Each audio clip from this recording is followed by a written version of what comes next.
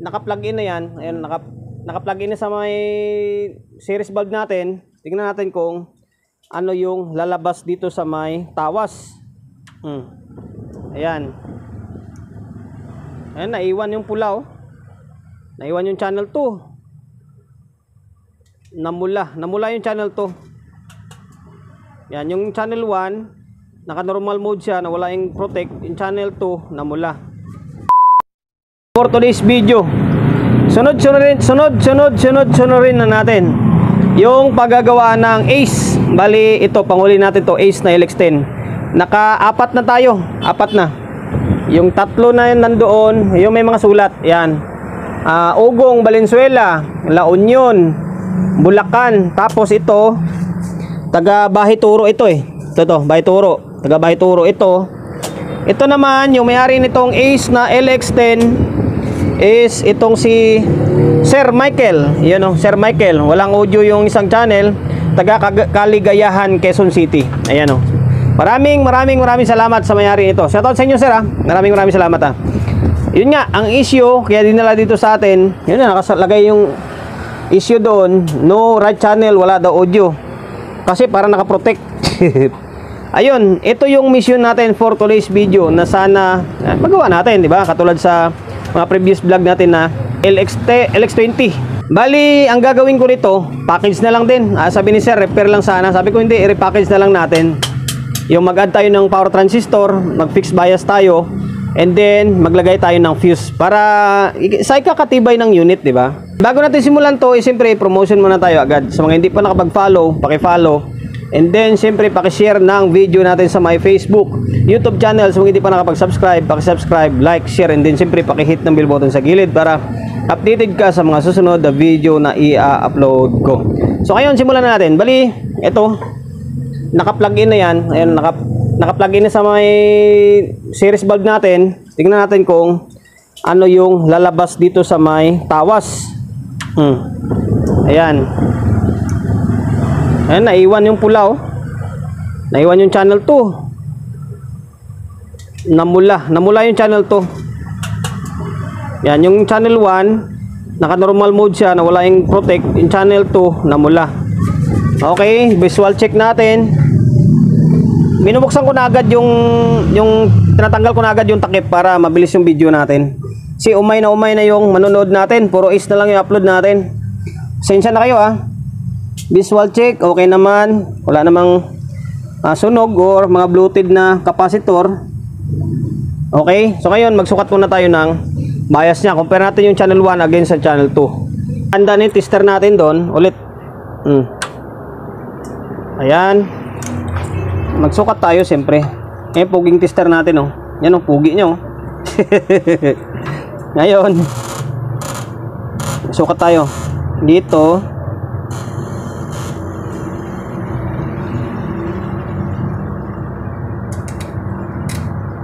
Parang wala akong masukat. Gumagalaw. Mataas. Nasa magpo 0.5 na siya, oh. Channel 2 ito, ah. Channel 2 na mula. Mataas. Medyo mataas siya konti. Mahabot na siya ng magpo 0.5 na, oh. Dito, matataas, ah. Matataas lahat, oh. Bias yan. Tataas lahat. Okay. Yun pa rin naman pupuntahan natin yan. Yun pa rin naman pupuntahan natin. Bali, baklasin ko lang itong board. Dalawa na. Sabay pasadahan na natin ito. Ang fix ay yung package na sinasabi ko, mag-add tayo ng power transistor. Kumpletuhin natin kasi 3 pairs lang ito. Gawin natin 4 pairs yan. I-fix bias natin. Ayan, tanggalin natin mga trimmer na yan kasi mga baldado yan. Tapos mag-add tayo ng fuse para safety yung unit. Day 2, pangalawang araw natin. Inaabot tayo ng kagabi. Bale, ito na. Agad na ako ng bloke. Wag na wag niyong kalimutan kapag mag-add kayo ng power transistor, mag-add din kayo ng bloke or emitter. Ayan. Ang nakalagay na stock diyan is 0.33. Nilagay ko dito is 0.47. Pwede naman yan, 0.25, 0.33, 0.47. Pwede yan. Usable resistor lang naman yan, eh. Dahil wala tayong ganitong klaseng resistor, ito papalit natin. Discarding technician lang. Yan. Ano din dito. Kailangan magiging 4 pairs siya kasi nga magdadagdag ka ng power transistor. Ayan, okay, apat-apat na. Tapos nag-fix bias na ako. Ayan o, 1.8. Ito pa rin yung bias na ginagamit ko sa may LX20. Same lang yung bias na ginagamit ko. Kunti lang ang diferensya ng supply nila niyan eh. Ayan, 220, 1.8, 1.8. Ayan, 220. Kunti lang naman diferensya ng voltahe, oh. 62 against 68, 8 volts lang naman. Okay lang naman yan. O, ayan. So, ngayon, babalik muna natin to sa may board. Tingnan muna natin kung magiging normal siya. Mawawala yung protect niya. And then, yung biasing niya. Mamaya na lang natin linisan to sa bypassada dito sa may power supply. So, ngayon, stay tuned lang kayo. Pinilik na natin yung mga kable muna.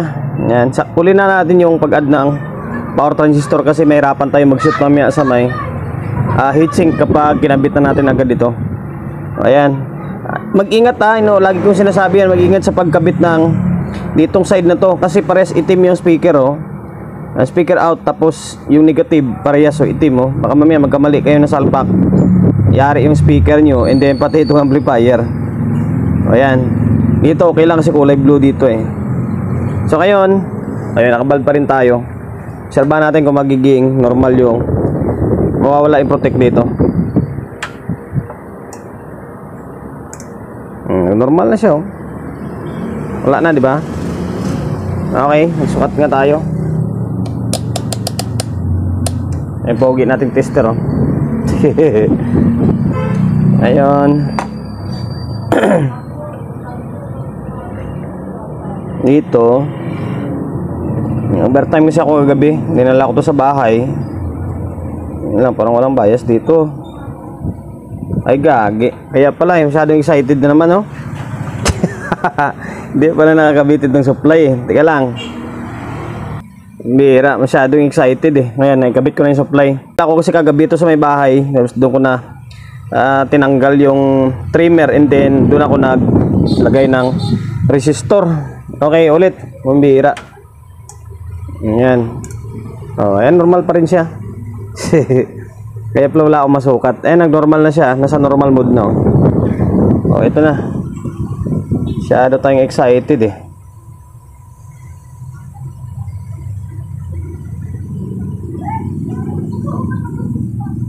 Oh, ayan.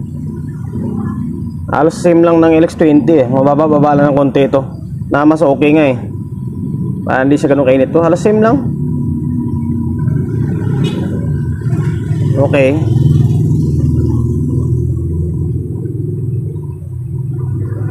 Pares na oh. Halos magpo 0.3 na.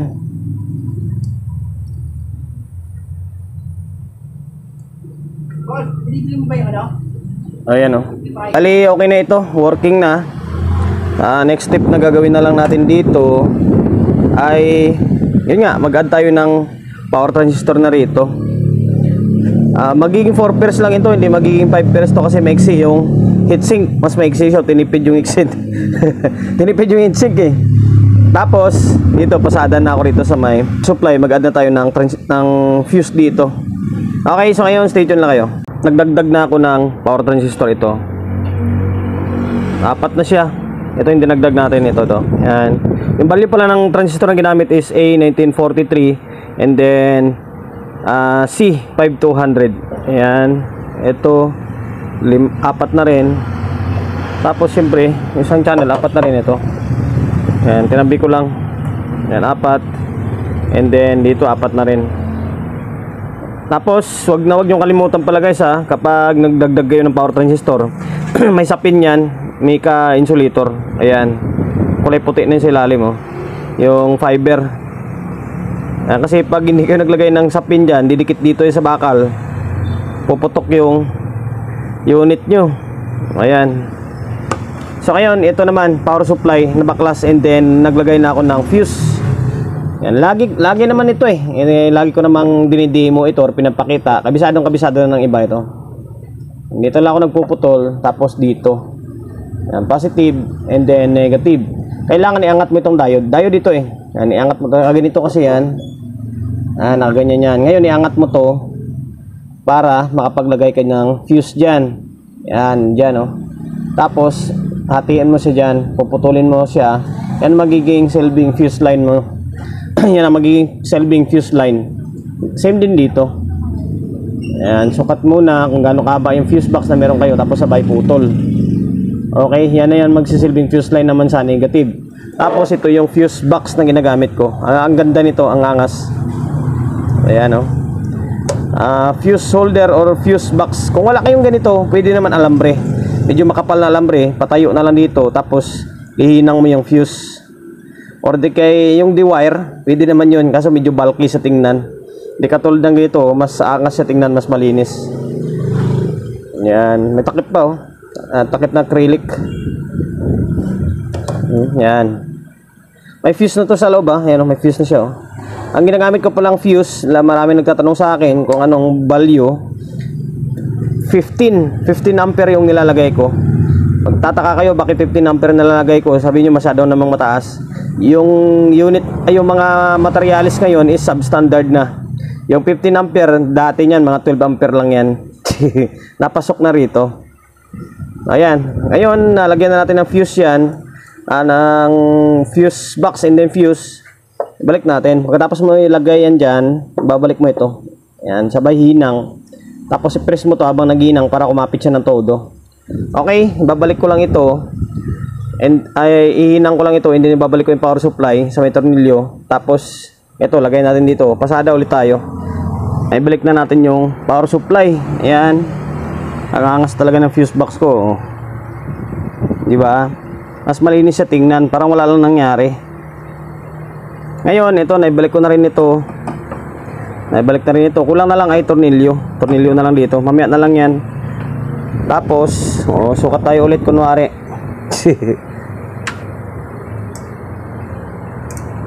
Bilis lang. Dalawa rin. Umaandar yung relay. Sabay.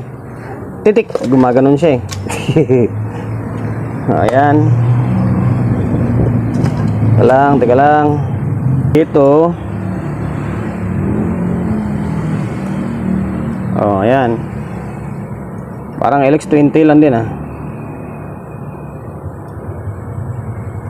Okay. Ito yung dinagdag natin ah. Ito yun. Okay na. Tapos ito naman yung dinagdag natin sa may kabila. Ayan oh.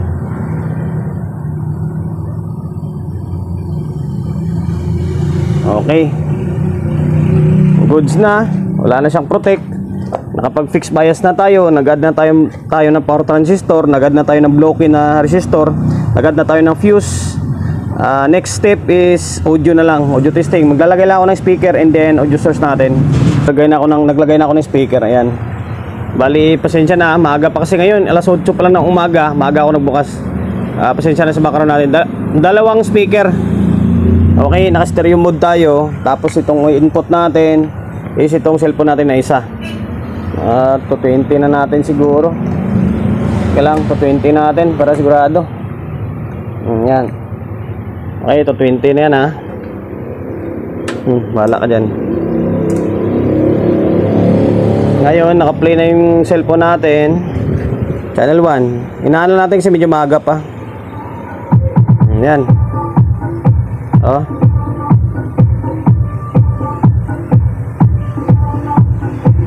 Naka-base tayo eh. Yan. Channel 2. Okay, goods na. Dalawa.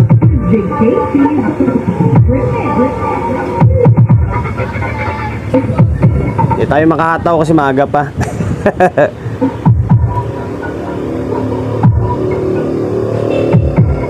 Ayan, back to normal na. Okay na itong amplifier na Ace LX20. Ang kulang na lang dito is tornilyo. Tornilyo dito, tapos kunting linis pa. Although natanggal ko naman na yung mga alikabok, kunting buga pa ng compressor. Ayun, sir from Novaliches. Okay na yung Sir Michael yata to. Sir Michael ng Novaliches. Bali okay na yung Ace na LX20 ma. Inulit ko, maraming salamat sa pagkakatiwala mo ng unit po rito sa akin sir ha. Minsan na nakapagbigay ideya tayo sa mga kapwa natin technician na medyo bago-baguhan pa lang na maka-encounter ng itong klaseng unit, gusto nila mag-fix bias or ganitong proseso na gawain, nakapagbigay idea tayo. Promotion bago tayo magtapos, siyempre shop natin always on Laguna 24/7. Sa mga gusto magpa-repair along sa Oyo, Quezon City, number 61 Don Julio Gregorio Street sa Oyo Road sa Oyo, Quezon City. Social media pages natin, sa mga hindi pa nakapag-follow, paki-follow, and then siyempre paki-share ng video natin sa my Facebook, YouTube channel. Sa mga hindi pa nakapag-subscribe, paki-subscribe, like, share, and then siyempre paki-hit ng bell button sa gilid para updated ka sa mga susunod na video na i-upload ko. Ingat, God bless, and then peace atin lahat.